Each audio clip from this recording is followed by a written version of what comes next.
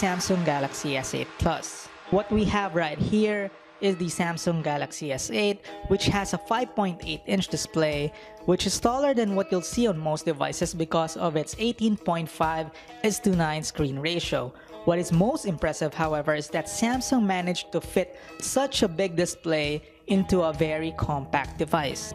The resulting phone is smaller than the iPhone 7 Plus, which is kind of a big deal considering the iPhone 7 Plus carries a 5.5-inch display compared to the S8's 5.8-inch display, which is not only taller and bigger, but also sharper than what Apple offers. And that is the genius of the Samsung Galaxy S8, because not only did the company come up with a 5.8-inch phone, it also came out with a phone that is smaller than the iPhone 7 Plus and also the Galaxy Note 7 while having a bigger screen. And as you're probably aware of, the more screen, the more space you can type on for your emails, the more space when you're watching movies, when you're playing video games, and given moment.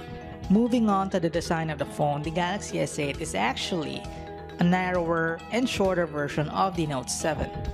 It has the same dual glass design with both sides of the glass curving towards the edges. And because the back is made of glass, it also picks up fingerprints rather easily, just like the front of the phone. The AMOLED variety, so you get punchy colors, very deep blacks, and excellent contrast and saturation levels watching a YouTube music video. The physical keys on the front have been removed, replaced with on-screen buttons which cut down the bezels on the top and bottom of the device. Up front, you have an 8-megapixel camera and an iris scanner which Samsung debuted on the Galaxy Note 7.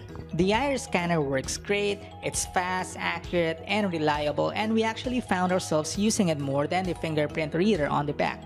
But if you're not a fan of either, you can always use your face because the Samsung Galaxy S8 has a face scanning feature to unlock the device. Now about the back-facing camera. On paper, it may seem like Samsung hasn't moved the needle much in the camera department. The sensor around the back is still at 12 megapixels like the S7's, which might surprise some given that most other OEMs seem to agree that two rear-facing cameras are actually better than one. The good news is the S8 retains the same dual pixel technology found in the S7, which means accurate and fast.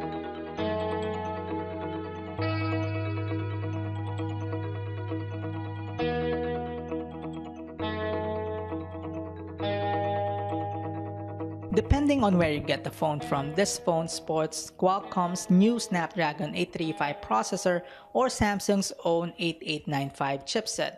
Regardless, that chipset is paired with 4 gigs of RAM and 64 gigs of internal and expandable storage, which is double than what you get from last year's model. Neither the choice of processor or memory configuration should be an issue though. The 10nm process for the Exynos chipset promises greater efficiency, not to mention 4 gigs of RAM is plenty enough for multitasking. Trouble with whatever task we attempted with it.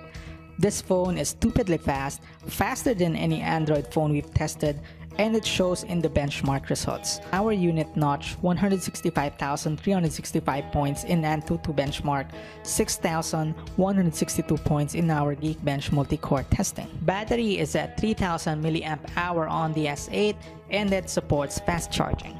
Overall, it's tough to find fault with the S8. Where other manufacturers are messing around with the formula by introducing cosmetic changes that will have little to no effect on user experience, Samsung's newfound design sensibilities actually make a huge difference. That the S8 managed to pack a 5.8-inch screen, not to mention a lot of technology, into a mid-sized phone that's smaller than the Note 7, smaller than the iPhone 7 Plus, still blows us away. That said, if you're in the market for a new, big but not too big Android phone,